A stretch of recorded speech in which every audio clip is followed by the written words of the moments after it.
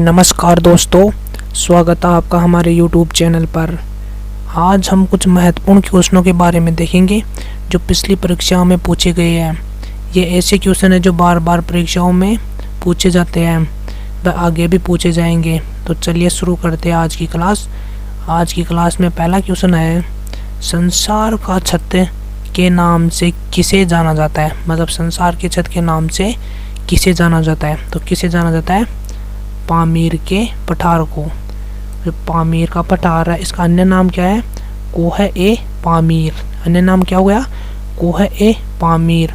और जो पामीर का पठार है ये कहाँ पर है? मध्य एशिया में स्थित है। और मध्य एशिया में किन किन देशों में फैला हुआ है? मध्य एशिया में ताजिकिस्तान, अफगानिस्तान, किर्गिस्तान, पाकिस्तान और चीन में पामीर का पठार फैला हुआ है। नेक्स्ट क्वेश्चन देखते हैं, किस देश को नहरों का देश कहा जाता है? किस देश को नहरों का देश कहा जाता है? पाकिस्तान को। किसको कहा जाता है? पाकिस्तान को कहा जाता है नहरों का देश। और पाकिस्तान को नहरों का देश क्यों कहा जाता है? क्योंकि यहाँ पर सबसे बड़ी नहर सिंचाई प्रणाली है और जो नहरों की संख्या भी कहाँ पर ज़्यादा है? पाकिस्तान में है, इसलिए पाकिस्तान को नहरों का देश कहा जाता है। इसका मुख्य कारण यही है कि यहाँ पर जो भी सबसे बड़ी नहर सिंचाई प्रणाली है वह पाकिस्तान में है और जो नहरों की संख्या ज़्यादा है वो कहाँ पर है? पाकिस्तान में ही है।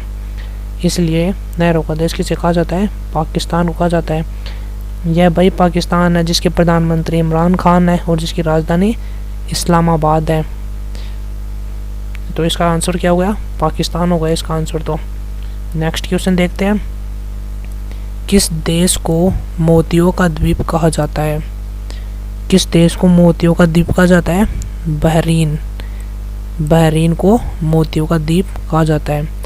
और बहरीन को मोतियों का द्वीप क्यों कहा जाता है? क्योंकि यहाँ पर जो भी लोग रहते हैं वह मोती निकालना उनकी पारंपरिक हस्तशिल्पों में से एक है। हस्तशिल्प मतलब जो भी हाथ से कार्य किए जाते हैं वो सभी क्या हो गए? हस्तशिल्प हो गए। तो ये हस्तशिल्प कार्य मोती निकालना यहाँ के लोगों का हस्तशिल्प कार्य है, इसलिए बहरीन को मोतियों का द्वीप कहा जाता है। तो इसका आंसर क्या हो गया? बहरीन हो गया। नेक्स्ट क्वेश्चन, किस देश को दक्षिण का ब्रिटेन के नाम से जाना जाता है? किस देश को दक्षिण के ब्रिटेन का नाम से जाना जाता है? किस देश को जाना जाता है? न्यूजीलैंड को। न्यूजीलैंड को दक्षिण का ब्रिटेन के नाम से जाना जाता है। नेक्स्ट क्वेश्चन, किस देश को सांपों का देश कहा जाता है? किस देश को सांपों का देश कहा जाता है? ब्राज़ील। ब्राज़ील को सांपों का देश कहा जाता है। और ब्राज़ील को ही सांपों का देश क्यों कहा जाता है? क्योंकि जो भी सांपों की जनसंख्या है वो सबसे ज़्यादा कहाँ पर पाई जाती है? ब्राज़ील में पाई जाती है। अब बताओ, सबसे ज़्यादा सांप तो ब्राज़ील में पाए जाते हैं। अब कोई देश ऐसा भी है जहाँ पर एक भी सांप नहीं पाया जाता। वह देश कौन सा है? आयरलैंड है। और वहाँ आयरलैंड में एक भी सांप नहीं पाया जाता है। वैज्ञानिकों का मानना है कि जो आयरलैंड है वहाँ पर ठंड ज़्यादा पड़ने के कारण यहाँ पर जो भी सांप थे वो सभी ख़त्म हो गए, वो सभी समाप्त हो गए, मतलब वो मर गए सारे के सारे सांप। इसलिए आयरलैंड में एक भी सांप नहीं पाया जाता। और इसके आयरलैंड में अलग कहानी हो रहा है कि वहाँ पर सांप क्यों नहीं पाए जाते हैं, वो तो हमारे को तो क्वेश्चन आंसर करना है। तो इसका आंसर तो ब्राज़ील हो गया। और एक भी सांप नहीं पाया जाता, उसका क्या हो गया? आयरलैंड हो गया। आयरलैंड में मतलब एक भी सांप नहीं पाया जाता है। तो नेक्स्ट क्वेश्चन देखते हैं। नेक्स्ट क्वेश्चन हो गया, किस नदी को पीली नदी कहा जाता है? पीली नदी किस नदी को कहा जाता है? वांगो नदी को पीली नदी कहा जाता है। और जो वांगो नदी है वह कहाँ की नदी है? चीन की नदी है। और वांगो नदी को चीन का शोक भी कहा जाता है। और चीन का शोक क्यों कहा जाता है? क्योंकि जो भी चाइना में बाढ़ आती है वो वांगो नदी में ही आती है। मतलब अत्यधिक बाढ़ आती है वो इस वांगो नदी में ही आती है। और पीली नदी जो भी मतलब इस नदी में जो भी पीली मिट्टी के कारण इस नदी को पीली नदी कहा जाता है, पीली मिट्टी के कारण। तो इसका आंसर क्या हो गया? वांगो नदी हो गया। नेक्स्ट क्वेश्चन है, किस शहर को शहरों का शहर कहा जाता है? किस शहर को शहरों का शहर कहा जाता है? वेनिस को कहा जाता है। और वेनिस एक यूरोपीय कंट्री है, मतलब यूरोप में स्थित है वेनिस, यूरोप महाद्वीप में। तो इसी प्रकार जैसे शहरों का शहर तो गया वेनिस हो गया, तो नहरों का शहर किसको कहा जाता है? एम्स्टर्डम को कहा जाता है। इसी प्रकार बुनकरों का शहर पानीपत को कहा जाता है। तो शहरों का शहर तो कौन सा हो गया, वेनिस हो गया। नेक्स्ट क्वेश्चन, माउंट एवरेस्ट पर 2 बार चढ़ने वाली पहली महिला कौन थी? माउंट एवरेस्ट पर 2 बार चढ़ने वाली कौन थी? संतोष यादव। ये संतोष यादव जो है वो भारत की है। इसने कितनी बार माउंट एवरेस्ट पर चढ़ा है? 2 बार चढ़ा है। पहली महिला है ये माउंट एवरेस्ट पर 2 बार चढ़ने वाली। और इन्होंने कब कब चढ़ा था माउंट एवरेस्ट पर? पहली बार तो चढ़ा था मई 1992 में, और दूसरी बार अगली साल मई 1993 में चढ़ा था। तो इसका आंसर हो गया संतोष यादव। नेक्स्ट क्वेश्चन देखते हैं, ब्रह्म समाज की स्थापना किसके द्वारा की गई? जो ब्रह्म समाज है उसकी स्थापना किसके द्वारा की गई? राजा राम मोहन राय के द्वारा की गई। और जो ब्रह्म समाज की स्थापना है वो कब की गई थी? 1828 में की गई थी। और जो ब्रह्म समाज की स्थापना थी वो राजा राम मोहन राय और द्वारकानाथ टैगोर द्वारा की गई थी। इसका आंसर क्या हुआ है? राजा राम मोहन राय। इनके साथ एक आदमी और था, उनका नाम क्या था? द्वारकानाथ टैगोर। इन दोनों के द्वारा ब्रह्म समाज को स्थापित किया गया था। नेक्स्ट क्वेश्चन है, स्वामी दयानंद सरस्वती का मूल नाम क्या था? जो स्वामी दयानंद सरस्वती थे उनका मूल नाम क्या था? मूलशंकर था इनका मूल नाम। जो स्वामी दयानंद सरस्वती थे ये वही स्वामी दयानंद सरस्वती है जिन्होंने आर्य समाज की स्थापना की थी। मतलब आर्य समाज के संस्थापक कौन थे? स्वामी दयानंद सरस्वती थे। और आर्य समाज की स्थापना कहाँ पर की थी? इन्होंने मुंबई में की थी। और जो वेदों की ओर लौटो का नारा भी किसने दिया था? स्वामी दयानंद सरस्वती ने दिया था। तो इसका तो आंसर हो गया मूलशंकर। मतलब स्वामी दयानंद सरस्वती का मूल नाम क्या हो गया? मूलशंकर हो गया। नेक्स्ट क्वेश्चन देखते हैं, वेदों की ओर लौटो का नारा किसने दिया? अभी बताया था कि वेदों की ओर लौटो का नारा भी किसने दिया था? स्वामी दयानंद सरस्वती ने दिया था। नेक्स्ट क्वेश्चन है, रामकृष्ण मिशन की स्थापना किसने की? रामकृष्ण मिशन की स्थापना किसने की थी? स्वामी विवेकानंद जी ने की थी। किसने की थी? स्वामी विवेकानंद जी ने की थी। और कब की थी? 1 मई 1897 में रामकृष्ण मिशन की स्थापना की गई थी। और किसके द्वारा की गई थी? स्वामी विवेकानंद जी के द्वारा की गई थी। और जो इसकी स्थापना की गई थी रामकृष्ण मिशन की स्थापना वो कहाँ पर की गई थी? कोलकाता के निकट बेलूर में की गई थी। कहाँ पर की गई थी? कोलकाता के निकट बेलूर में की गई थी। नेक्स्ट क्वेश्चन देखते हैं, वास्को डी गामा भारत कब आया? जो वास्को डी गामा था जिसने भारत की खोज की थी, भारत कब आया था? 1498 ईस्वी में भारत आया था। और यह वास्को डी गामा है वह पुर्तगाल का था। वह एक बार ही भारत नहीं आया, वह 3 बार भारत आया था पुर्तगाल से। एक बार में इसका मन नहीं भरा तो 3 बार यात्रा की थी भारत की, तब इसने भारत की खोज की थी। जहाज से आया था, ऐसे इतना है कि पानी में तैर कर आया था पुर्तगाल से, भारत ऐसे ही चलाया। किस में आया था? जहाज से आया था। और 3 बार आया था वास्को डी गामा भारत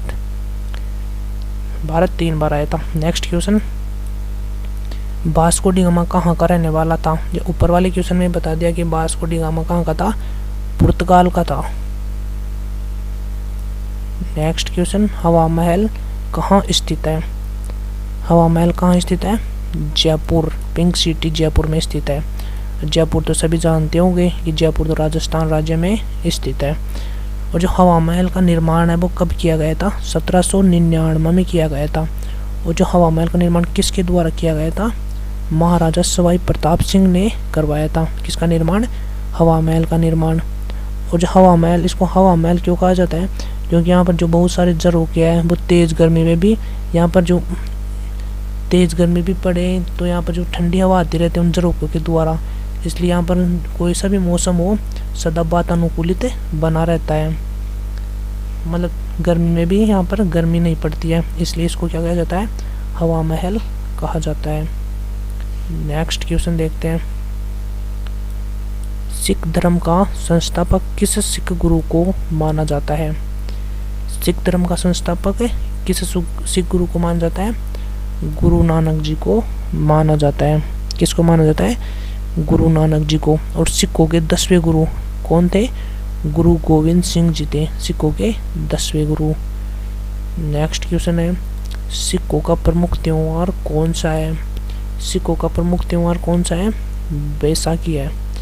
यह बैसाखी किस माह में मनाया जाता है? हिंदी मास होते हैं, उसमें दूसरे मास आते हैं, जो चैत्र बैसाख, चैत्र के बाद जो महीना आता है बैसाख, उसमें बैसाखी बनाया जाता है। नेक्स्ट क्वेश्चन है, लौह पुरुष किस महापुरुष को कहा जाता है? लौह पुरुष किस महापुरुष को कहा जाता है? सरदार पटेल को। जो सरदार वल्लभ भाई पटेल थे उनको महापुरुष कहा जाता है। और इनको महापुरुष किस लिए कहा जाता है, मतलब क्यों कहा जाता है इनको महापुरुष? इन प्रशासनिक क्षमता और अद्भुत दृढ़ निश्चयी होने के कारण इनको क्या कहा जाता है?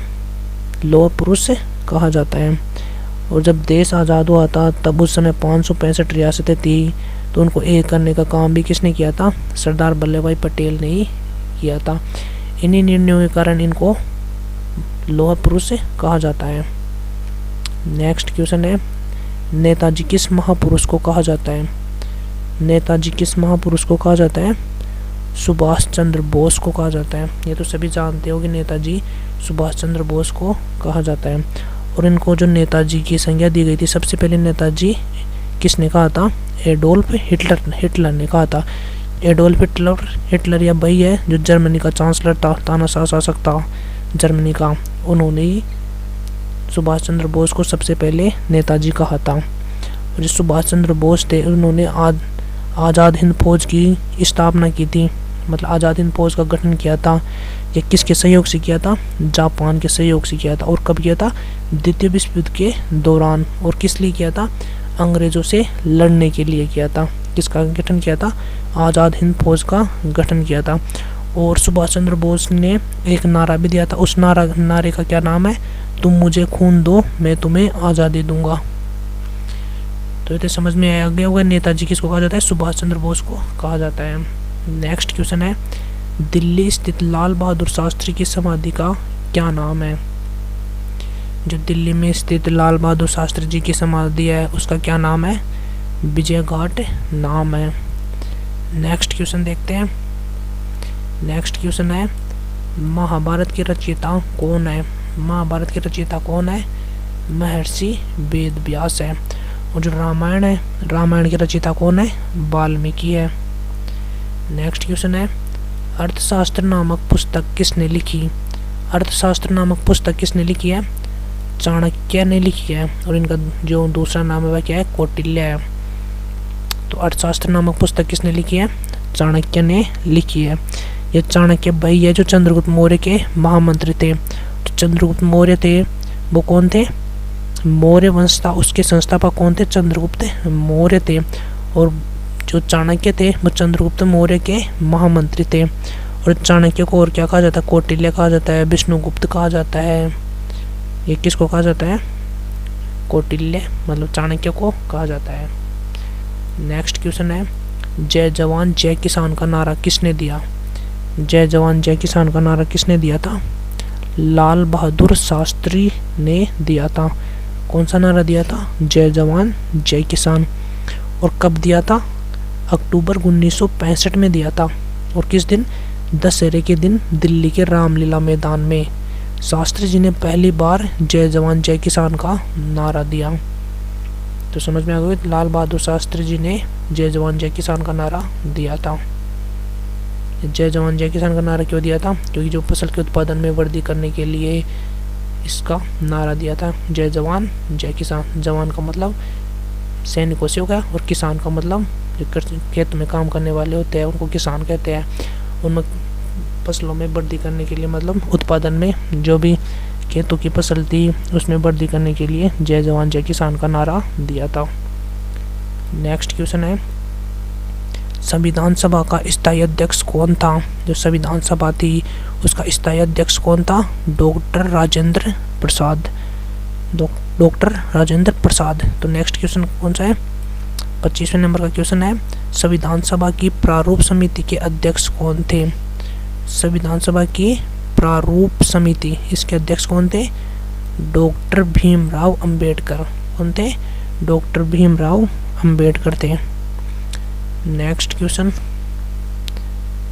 क्वेश्चन है, विश्व रेड क्रॉस दिवस किस तारीख को मनाया जाता है? विश्व रेड क्रॉस दिवस किस तारीख को मनाया जाता है? 8 मई को मनाया जाता है। कब मनाया जाता है? 8 मई को मनाया जाता है। और रेड क्रॉस के संस्थापक कौन थे? जॉन हेनरी डिनेंट थे। रेड क्रॉस के संस्थापक कौन थे? John Henry Dunant. और किस तारीख को मनाया जाता है रेड क्रॉस दिवस? विश्व रेड क्रॉस दिवस 8 मई को मनाया जाता है।